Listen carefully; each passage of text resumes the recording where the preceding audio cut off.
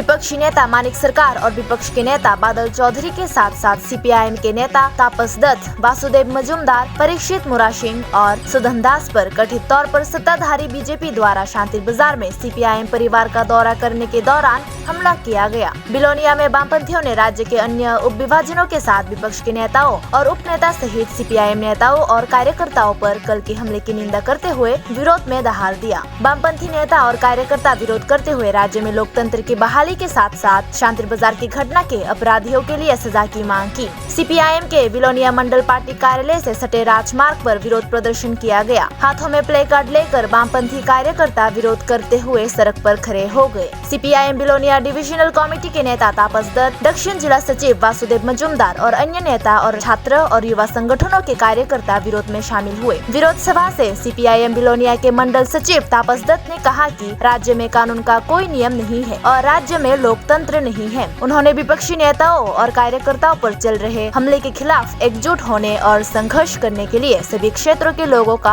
आह्वान किया। সেখানে তাদেরকে কথা বলতে দেওয়া হয়নি, তাদেরকে দেখা করতে দেওয়া হয়নি এবং তাদের উপর উপর্যুপরি আক্রমণ নেমে এনেছে। এই আক্রমণ প্রমাণ করে রাজ্যে জঙ্গলের রাজত্ব চলছে। গোটা রাজ্যের মানুষ এই জঙ্গলের রাজত্বের অবসান চায়। কোভিড পরিস্থিতির জন্য চূড়ান্তভাবে যে বিক্ষোভ মিছিল, যে কর্মসূচি আমাদের নেওয়ার কথা ছিল, আমরা সবটা করতে না পারলেও রাজ্যের মানুষের স্বাস্থ্য ব্যবস্থা এবং সকলের স্বাস্থ্যের কথা মাথায় রেখে এই কোভিড পরিস্থিতির কথা মাথায় রেখে আমরা এখানে বিক্ষোভ কর্মসূচিতে মিলিত হয়েছি। আমরা বলছি আক্রমণ শেষ কথা বলবে না, এ রাজ্যের জনগণ শেষ কথা বলবে। ওরা চূড়ান্তভাবে ভয় পেয়েছে মানুষকে, ওরা চূড়ান্তভাবে ভয় পেয়েছে প্রতিবাদকে, ওরা চূড়ান্তভাবে ভয় পাচ্ছে মানুষের সমস্যা নিয়ে বামপন্থীদের আন্দোলনকে। সেজন্যই তারা এই আক্রমণের বিরুদ্ধে সারা রাজ্যের মানুষ জেগে উঠছে। আগামী দিন এই ধরনের যে কোনো আক্রমণ আমরা বরদাস্ত করব না।